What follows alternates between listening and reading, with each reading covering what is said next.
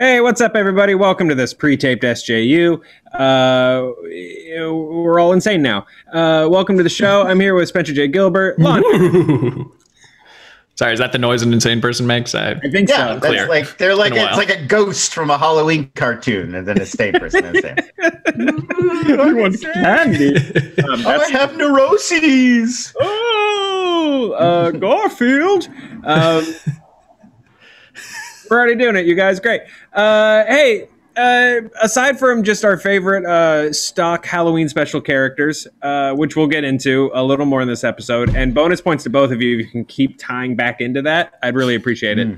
I'll work on this. Nielsen actually just dropped a pretty extensive report on streaming numbers, and it's actually kind of cool. Nielsen is still... It's weird because even though Nielsen is kind of has one foot in the past because, I don't know, it's Nielsen, they're still one of our best resources for streaming numbers right now because obviously the services themselves are very guarded and protected, and so that they can kind of spin those however they want. But so Nielsen offers us sort of an interesting look into sort of the state of streaming this year. And we thought we'd just kind of go through some.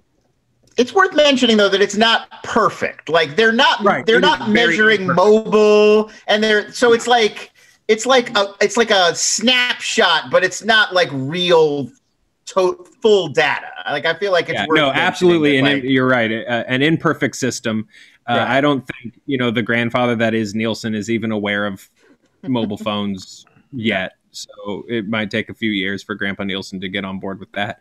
But I'm shocked that in a world where they can just track everything we do at all times, that they can't tell what programs we watch and for how long. It is weird. I mean, Nielsen is legitimately I believe their box sits in your house and listens to your TV and is figures out through analyzing the audio oh, they're watching Stranger Things. Beep, boop, boop. I'm pretty sure that's what it's doing, which is why it doesn't know what. Yeah, which is why it doesn't know what's on your phone or if you're watching something on your tablet with headphones and it can't hear it. Don't quote me on that. I'm pretty sure that's why it doesn't work for mobile or whatever. But the truth is, technology exists that can measure all this, and at Hulu and Netflix HQ, they're looking at the real numbers. They just won't tell us. But they're not sharing. Not share that information. They're better off, not sharing it. Right. So what we're looking for ideally is some sort of third party that can give us the accurate data, because that's what advertisers want, all these other, and I imagine the filmmakers and the people involved in the projects, how many people saw it? Is it a hit? And they're like, no, it's not, no biggie. Yeah, no raise this year. 30 million people watched 2 minutes of it. So that's pretty good. All these pay negotiations that are be coming up, this is going to really force the issue of the numbers thing. Transparency with streaming numbers. Yeah, it's going to be absolutely fascinating. But in the meantime, like Lon said, I think we have a couple of snapshots that we've taken away from this Nielsen thing that are interesting, worth chatting about. And like I said, we're going to just turn them into weird riffs about the Garfield Halloween special somehow anyway. So let's jump into this, because the one thing we're not is a scaredy cat. One of the first big takeaways, it's a good song. It's a really good song. Can we please keep this show a little bit normal, Joe? Get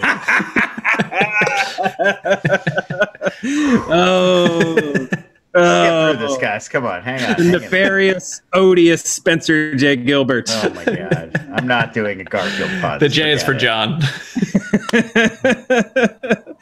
Hey, Lon, get in the spirit, man. Have a nice warm plate. I'm gonna start a Tumblr blog that's just SJU without Garfield, and it's gonna be this episode, but with all of this stuff taken out. The clip show is all the Garfield puns. Oops, all Garfield. Okay, so takeaway number one from Nielsen. I swear to God, we're gonna get through this. Can I just pause to say I have a hair in my mouth somehow? Okay. I couldn't wait till the camera was off me. Sorry. Okay, proceed. You're eating lasagna like this. It's not a good. Yeah. You want to get a spatula, silver. This is not. I don't even think you could eat lasagna like this. You should. You definitely shouldn't. You absolutely. The wall behind you is. Okay, so takeaway number one. the library, these sort of like expansive libraries that some of these streaming companies seem to be trying to bet on, still have a very enormous value. So Nielsen ranks streaming shows by total minutes of viewing time for all episodes. So series that have like a strong library, a strong back catalog, have a bit of an advantage. So something that means like at the start of next year, Netflix no longer having the rights to The Office with Peacock picking it up, is a big loss for Netflix in one sense, because the series accounts for like billions of minutes of viewing time for the service.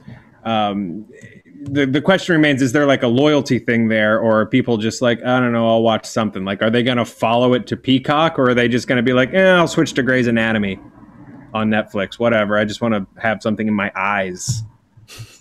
But yeah, I guess the question is, how valuable are these sort of big back catalogs moving forward? Well, they're about $500 million? Isn't that what they paid for them for the rights? That's about what the Friends, the Seinfeld level shows are going for. South Park, Big Bang Theory also went for about that. Yeah, which is insane, because it's not even for like in perpetuity. It's like 1 year, 5 years, like somewhere in that zone of like of ownership over it before it moves again. Yeah, I mean, they don't make TV like they used to, where if a show was a hit, it would be on the air for 9-10 years. I think like the only show still going that long is Always Sunny, and that's because it's like really cheap to produce. So they're insanely valuable, because I think that a lot of times they measure it not so much in if it's anything like the rest of the digital world, they measure like how long you spend on the service too, as well as like, how many times you log in or what you watch or something like that. So to get people to just get used to using Netflix or Peacock for 9 seasons worth of The Office is hugely, hugely valuable. And yeah, like they're unicorns. It's like The Office, it's Friends, it's maybe Seinfeld, South Park. There's only a few shows, and they're not making many new ones that have that kind of staying power and that kind of attractiveness. Well, the ones on the list, these are the sort of big mainstays that are always in Nielsen's weekly streaming rankings. Grey's Anatomy, as well as The Office, Criminal Minds, because our folks need something to watch too, when they're streaming. The interesting one that I thought, popping up consistently is Schitt's Creek. Obviously, this is a big year for Schitt's Creek, but the interesting thing to me about that show is it challenges that streaming model of like it wasn't a hit out the gate, axe it. Like Netflix is axing things like left and right these days. Schitt's Creek was a hugely slow burn. People weren't discovering it until like season 3, until the last season started, and people finally said, okay, I got to jump on this thing. And the fact that it sort of not just defies that Netflix logic, but has defied it to such an extent is really interesting to me.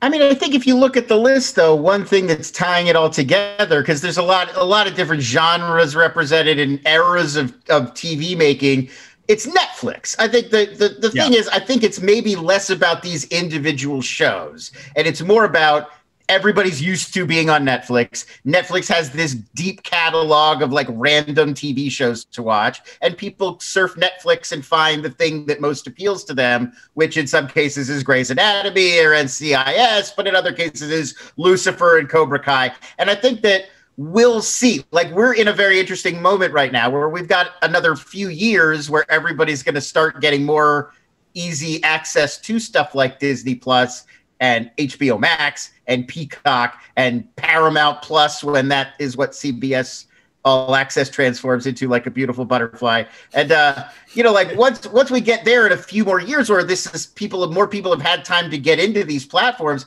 I don't know. Will it always be these shows that Netflix has, or will people start turning to whatever random shows HBO Max is featuring, or Peacock is featuring, or Paramount is featuring, or whatever? Like, we kind of feel that now. Like, there's like that. You're kind of saying like there's that brand value right now. Like Netflix right now is Coke. Like we call all sodas Coke. It's a verb, right? You Netflix something. You Netflix and chill. Like that's the. And Netflix is going to keep having those catalog shows like Seinfeld goes to Netflix in 2021. So they'll lose The Office. That's going to go to Peacock, but they're getting Seinfeld. So it's all just going to be these same kind of shows, like Spencer was saying, just kind of passed around every 3 to 5 years. And yeah, if Seinfeld takes the place of Friends in the cultural consciousness, we'll enter a new golden age of enlightenment. And I think the world will be a better place just simply by virtue of not having to, of people evolving from Friends to Seinfeld fans. As boys become men, so goes your taste in comedy. In my head, Spencer, it's like the end of Jet Li's The One. But instead of Jet Li fighting convicts, it's just you like fighting multiple Roxy Stryers in your ongoing Friends Seinfeld. As long as oh god, what song's playing at the end? It's Papa Roach, I think. Yeah, it's Darren. I think as long as Last Resort's playing, I can fight anything. Yeah. It absolutely is. Well, you guys are right about the Netflix thing. With it's a verb. It's that because they've since August 3rd, they've comprised of 93% of these top 10 lists.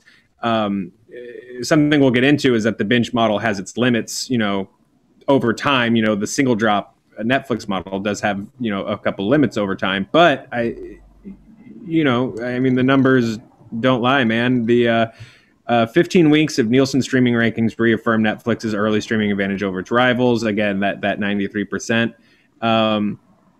They also still have a really healthy subscriber lead in the U.S., a really strong content pipeline, especially internationally. So they do have this huge lead right now. But we're right on the cusp of maybe not anymore. Like HBO Max has 8 some million active subscribers, like people who have registered an account. But there's over 20 million people who have a right to be in there, who already have access because they have a cable subscription to HBO or some other HBO subscription that's part of a deal. And they just haven't, 12 million, some of them just haven't activated it yet. So those people will, especially when you can watch Wonder Woman 1984 or, Dune on there.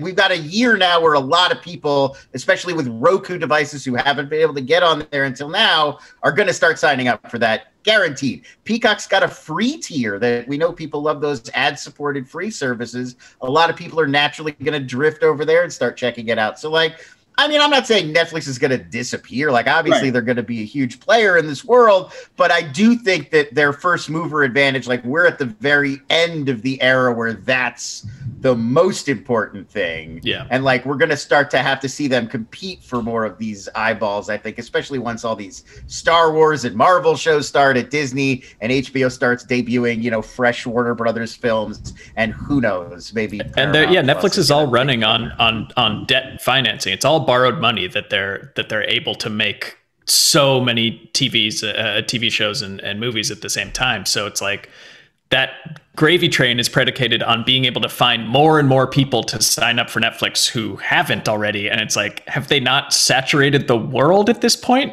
Are there people who have heard of Netflix and have turned it down? But not China? Well, good luck with that. But they're still not. Well, they're not allowed. The government's no. So they're figuring out other ways to sneak around it. But but also to Joe's point about the international scene, they've also been a dominant player there because they were, again, the first one to figure out we've got to spider out into all these other markets and not only make sure people have access, but start making content fresh for them. Yeah, but make sure we own it, that we don't have to license it. We don't have to deal with all these tricky licensing deals for each different country. It's no, we own everything from start to finish. But now Disney's got Star in India, and all these other companies are getting on board with that now. And so, Amazon's been active in Asia and India for a few years now. So, I don't know. I feel like Netflix has not had to, a lot of these Netflix shows like Floor is Lava, maybe, or Emily in Paris, if I'm going to pronounce it correctly,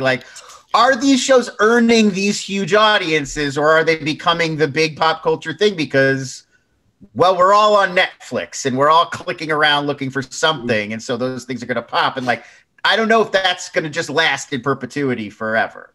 I don't know if it'll last. Something I have found interesting with things that do pop on Netflix is this is the successes they're finding from the international market, because I feel like the goal of that was to cater towards those markets, right? Like, hey India, look at all the cool like shows we have like with your talent and stuff like that we've created, or Germany or whatever.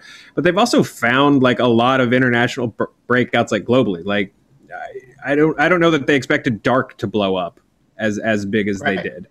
But so I think that's sort of interesting. They're finding all of these kind of huge hits where like Disney's going to start on like Star and stuff like that, but I don't know that they're going to try to dig regionally. Well, Disney, I don't think has to. It's like that's everybody in the world is more than familiar with the stuff Disney makes. Yeah, no, that's completely fair. But we are seeing like other, like you're probably right. Like Paramount, Disney, they're going to focus on these vast libraries that they've sort of already got. But AMC is another like sort of interesting player where their take is not one streaming service that's like everything that they own. They're doing this like niche play where like they own, this like AMC owns Shudder, which is just the like horror one, and then they've got one that's just like movies and shows with a lot of like black talent behind the camera and in front. Like AMC run, like the theater. Yeah, chain? AMC. Oh no, AMC like the movie, the channel, the like Mad Men, the network. AMC. And they also own one called AMC Plus that's like extra content related to AMC shows. And so like that's like a totally different play. And they own Acorn, which is like also European shows. And that's what I was going to say is like, so that's another player now for British shows and Scandinavian shows and German shows that, like that is going to become more of a market, whereas Netflix has kind of been like the first one to show up in all these countries and be like, hello, Netherlands. What mystery thrillers do you have? Pitch us things, And they're good. Sometimes they're very good. Like, watch a bunch of European and Asian and even some African shows now. They're starting to bubble up. Well, you guys know what else is good? The Garfield Christmas special, and also liking and subscribing the videos. Thank you guys for watching so much. I think we've got, if it's not, I'm not sure when exactly this one's dropping. We've got Wonder Woman 1984 reviews, spoiler, non-spoiler. Spencer recently proved that Die Hard is a Christmas movie using science, so make sure you go check that out. It made a lot of people angry, which is always a fun thing to do on the internet. So yeah, some Can't argue with science, guys. Yeah, come on, it's just science. I mean, you can, but then you get the Rona. And of course, most importantly here, make sure you're subscribing to the Binge Boys. Lon, tell them about the Binge Boys. Hey, that's my podcast. Me and Hal Rudnick, we watch a lot of these shows that I'm talking about right now on all of these services, and then we yell at each other about them. If it's anything like the Mank episode, we yell at each other for like a full 30 minutes about it. Which I'm very into. If you miss movie fights and you just want it to be Hal and Lon, yeah, and just about Mank. Then that's just about Manky fights. Mank fights. Anywhere you find podcasts, it's on Spotify, it's on Stitcher, it's on iTunes. Check it out there. Binge Boys. Check it out, you guys. Make sure you give them a rating, and make sure you like that stuff goes such a long way on podcasts. So make sure you give them a review, all that good stuff. They're very good boys, those Binge Boys. Wanted to jump into. The binge versus like the one drop versus weekly conversation has been done a lot. But what I'm curious to kind of get your take on is, especially as you guys are talking about, is that Netflix dominance going to start to get shaken up, as Disney starts to roll out all their goodness and HBO Max leaves the theater industry for dead and starts actually, dropping all these major titles. We've got sort of a lot of data to sort of go through to sort of figure out like, okay, what's more worth it for these networks? Do you think Netflix plays with it a little bit, but are they going to be forced to change their model at some point to just kind of hang in, on the marathon and stop doing the all at once drops and start switching to weekly? I mean, I kind of wish that this was left somewhat in the creators' hands, because I think that some shows are made, or at least they just agree to it up front, because some shows are made with the intent to be devoured all in one sitting, or like two very long sittings, and some shows are clearly made to be like okay, here's what happened last week. Let me bring you up to speed. Like, let's get into this again. So I wish that this was a creative decision, but just going from the numbers that Nielsen came out with is that I think anecdotally we could have all guessed this is like binge release series don't spend as long in the most watched series. They drop off faster than ones that are able to maintain interest and keep people coming back. They stay in that top 10. The big example of what you're talking about that they Nielsen sort of delved into was Umbrella Academy versus The Boys. Umbrella Academy had this huge drop. It was great numbers, breaking records, but dropped off pretty quickly. Whereas The Boys,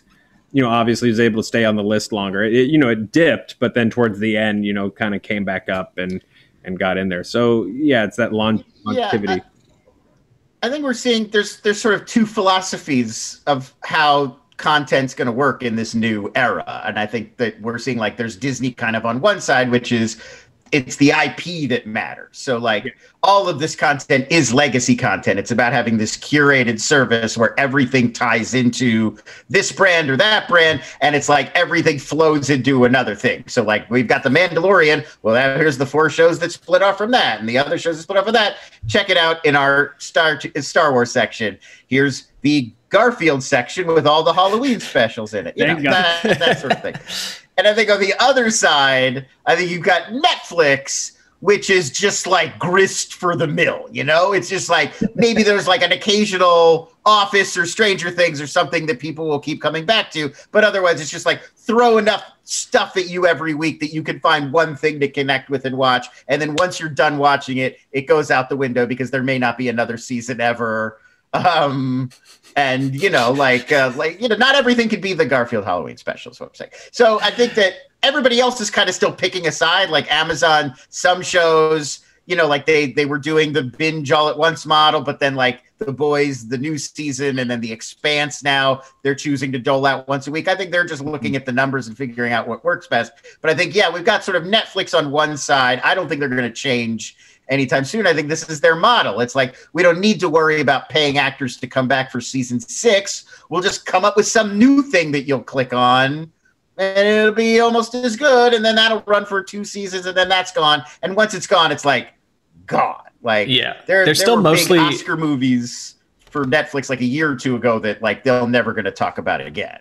I think Netflix is mostly interested in bringing on new people rather than retaining them. But if that ever changes, if they find out that as all these streaming services come up, that people are signing up for this for a month or for a free trial, then unsubscribing and kind of like juggling their services based on what they want to watch, I can see Netflix and really everybody switching to a doled out release model, because if you can get people to watch for 4 weeks, that's another billing cycle, and like they can keep charging you and they've retained you for another month. Whereas now I think that Netflix is just like, let's dump it all so that everybody who likes the Umbrella Academy or would be interested in it signs up for Netflix, and then they'll forget that they've subscribed and not cancel. Yeah, speaking to what Spencer's talking about there, it does seem like Disney's plan with these shows, once there was this dearth of original content for them, but now it seems like they're setting themselves up so that as soon as one show ends, the other starts. And I think that's speaking to what Spencer's talking about too, that like hopefully once all the Star Wars and Marvel shows are going, as soon as WandaVision ends, this show starts, and so you don't have that period in between where you unsubscribe or whatever. Yeah.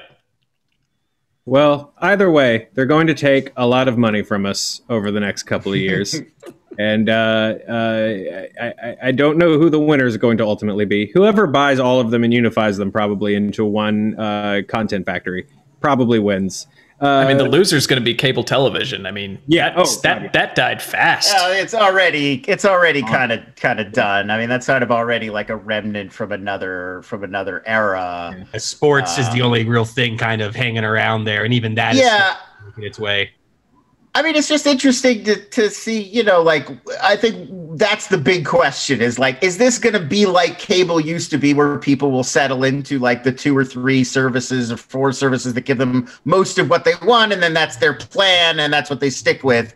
Or is it going to be what we've sort of been suggesting, where people are constantly like looking for new deals and checking out this service and that service? Like, I'm sort of skeptical because that's not usually the behavior we've seen, but it's too soon to really know. I mean, all of these services are less than a year old or just turning one.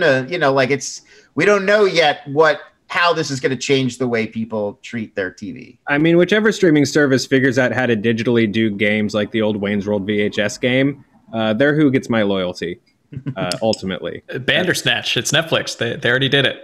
Okay, yeah, no, true. Okay, and then I'm done. I'm signed up for Netflix. Spencer, any closing thoughts? Don't be an Odie. I hate Mondays. I don't know.